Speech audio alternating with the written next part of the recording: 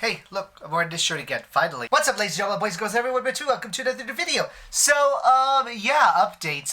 Honestly, I'm probably gonna say this in every single video, because I don't know what order I'm gonna upload them in yet, because I'm making a whole bunch of ones for Pride, but, hey, I had really bad eye allergies a while ago. I was rubbing my eyes all day. This one decided to get infected. So if you notice I look a little bit wonkier than usual, that's why.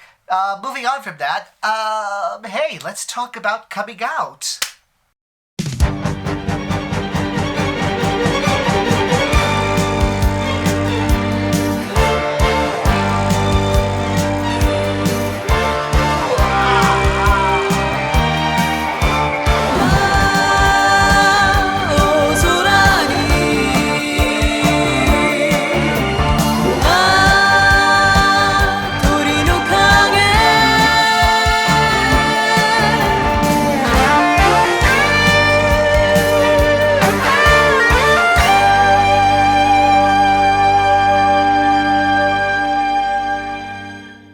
What is up, ladies and gentlemen, boys and girls, everyone between? Welcome. Like I said, we're going to talk about coming out. So, given this is the first, pretty much, I think it's going to be the first video in my series for Pride, I figured why not start with the first thing, coming out. I recently had someone actually come out to me recently, and it felt like so special and important and dear, and I really loved it. But it got me thinking about sort of the wider aspects of coming out and the things and advice that I think people should get that they either don't or that they get in a slightly less self-aware way, I guess you could say. Because there definitely is a difference. Once you come out, like even in a short while, you jump leaps and bounds away from that area so quickly that it can be kind of hard to look back and really see the coming out experience as clearly as we probably should. So I kind of want to like rethink positions there and look at it.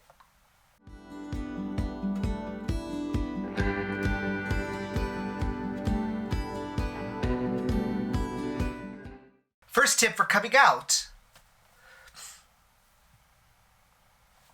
Wait until you feel secure. Now, of course, when I hear other people say things like this, they say you should come out when you feel ready. And, like, okay, maybe this is just me being autistic and overly literal, but I think if we came out when we were ready, like, a whole lot more of us would be dying in the closet, to be quite fair. I just don't think most people would be ready to do that in some cases. And especially when there's a lot of people, even today, who sort of come out by force or come out due to poorly timed moments or opportunity or desperation. And like even me, I don't think I was fully ready to come out. I wanted to, I was desperate to, but I wasn't ready. It was more, and like I say, secure. I was very secure in who I was, what I was. I knew I was gay. I knew I'd always be gay. I couldn't change it for anything. And I had even reached a point where I knew, sure, I didn't want to change it. Was I ready to come out? No, I was terrified the whole time. I thought so many things were going to go wrong. I ran all the problems in my head. I had things like prepared, and I had put this off before. And it went fine. It went well, but I wasn't expecting it to, and that was major. So yeah, I wasn't ready to come out. I'm lucky it went as well as it did.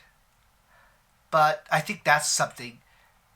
You have to be very secure in yourself. You have to be in a position where you can say it with some inkling of confidence. And I wouldn't say you necessarily have to be ready, because to me, again, being ready just has so much baggage and depth to it. I probably could never have been actually ready for that event. And I'm just lucky that I was in a desperate enough place to push it, and that I was in a good enough situation with family for it to have gone the way it did. Next point.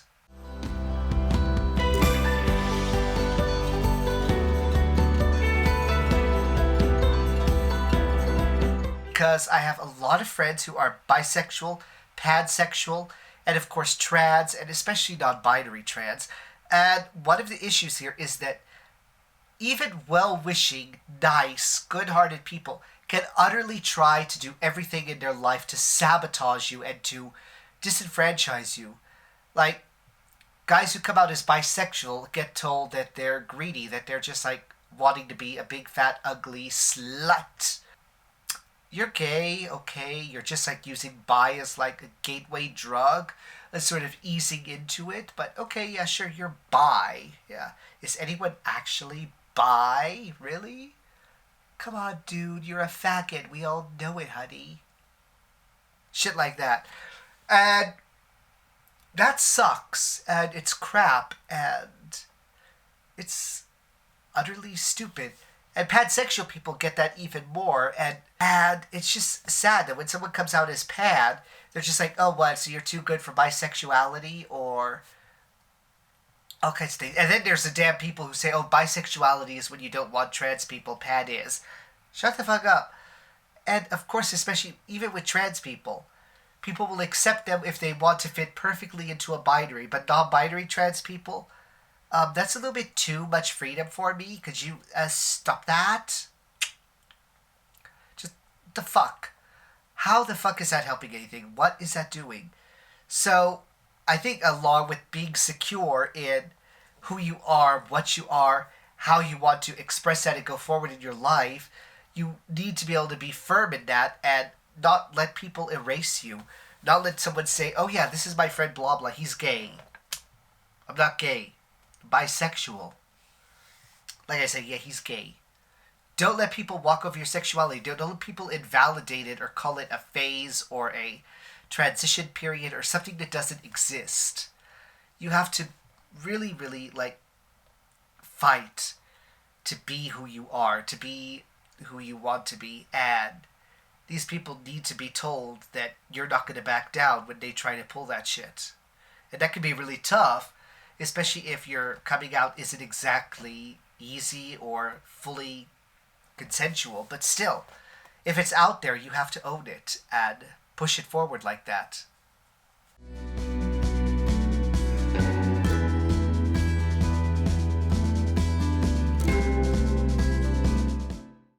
I think a lot of people think that coming out is one of those things that, you know, you can always just keep it down to need-to-know basis. And it can be that way for some people, but I feel like the more comfortable you get with your sexuality, the more comfortable you get with being yourself, the more there are events out there where people passively or actively try to sabotage your sexual expression, where you have to call it out and you have to say, no, this is not right. And sometimes it can be the tiniest little things, like someone saying, oh, how are you? Do you have a girlfriend? Do you have any special woman in your life? No, bitch, I'm a faggot. Again, it's not necessarily like always going to be a terrible thing, not always something you have to push, but I do feel like there are people that just sort of let their sexuality, let their existence get drowned out in the voices of other people. And when you're just coming out, when you're just like sort of relearning self-acceptance, that can be tough and really dehumanizing. So I would say, like, even if it is something that is minor and not a big deal, learn how to be assertive in it. Learn how to stop someone and say, actually, no, don't say that. No, don't call me that. This is what I am. This is who I am. Just do that.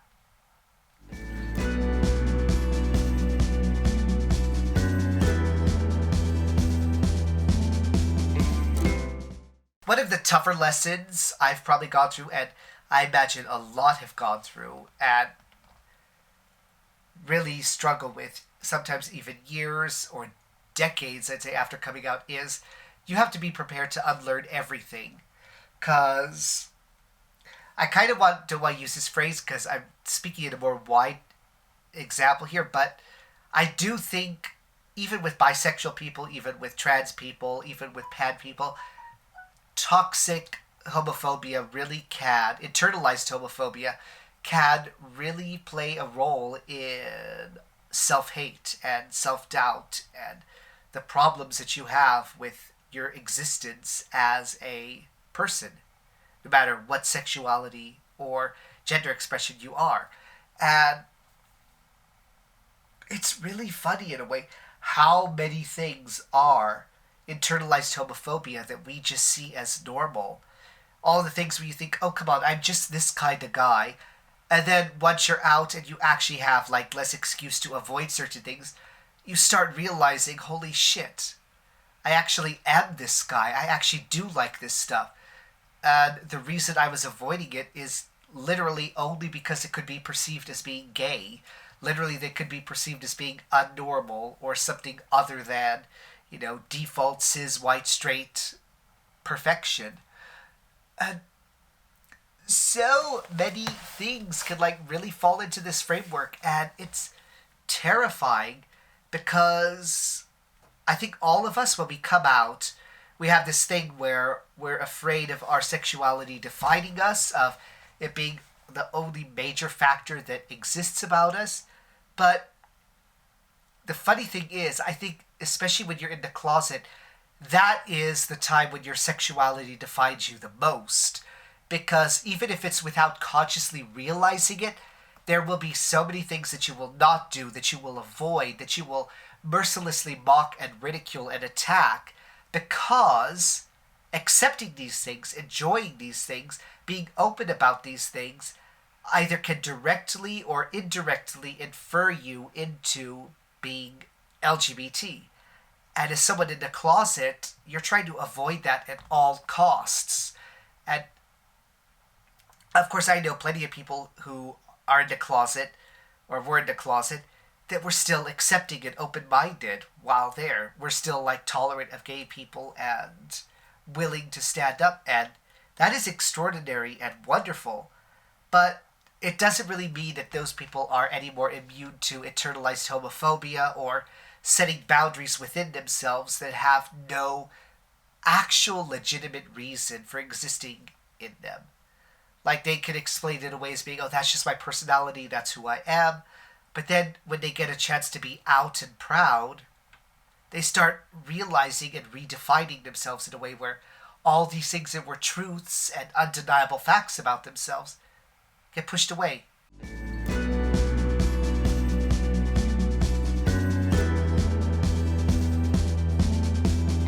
I think perhaps the final and most important aspect of sexuality and discovering it is, sadly, the one that's probably going to be the hardest for most people, which would be, don't be afraid to be proven wrong. Don't be afraid to make a mistake. Because, like I've said, bisexual people really get told all the time that, oh, you're just on a gateway to being gay. And the sad thing is, because of us having to learn ourselves and having to develop our understanding of ourselves in real time, there are cases where people will think they're bisexual and realize, oh wait, I'm actually like fully gay.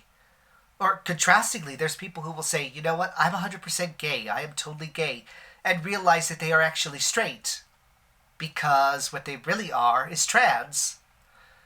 Or, people say, I'm fine, I'm in touch with my feminine side, I'm just in touch with these things, I am not being defined by stereotypical gender norms.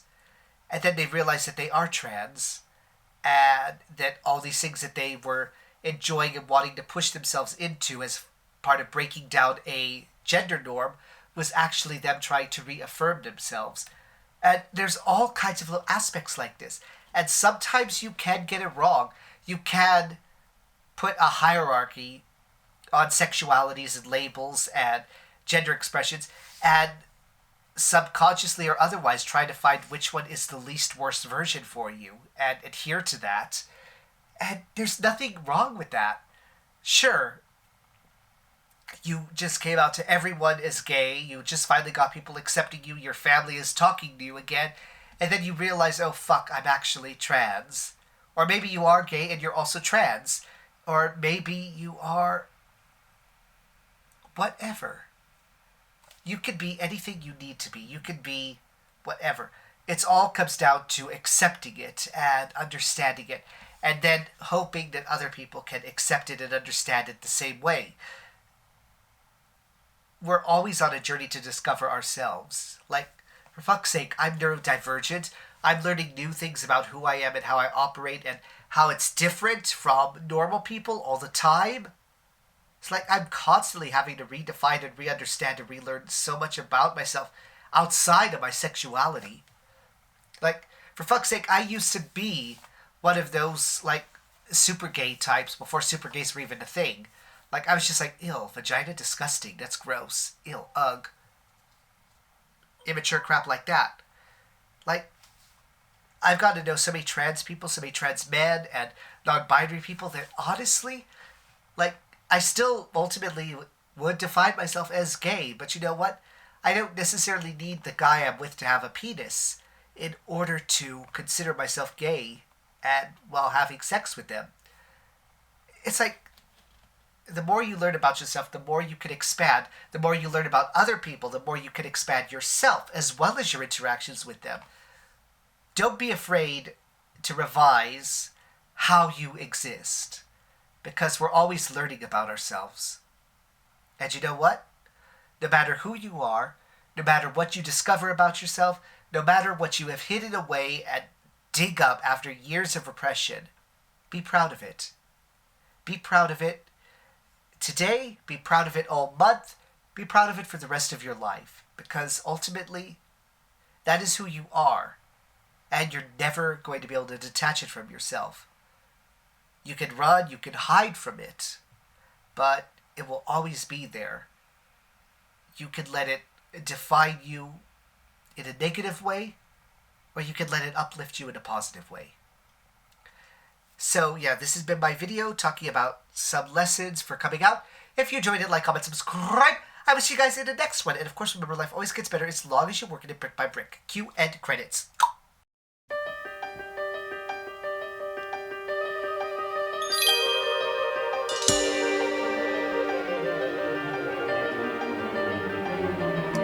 Dancing in the lane 霧のような雨に流れて街は悲しいほど静けさだけ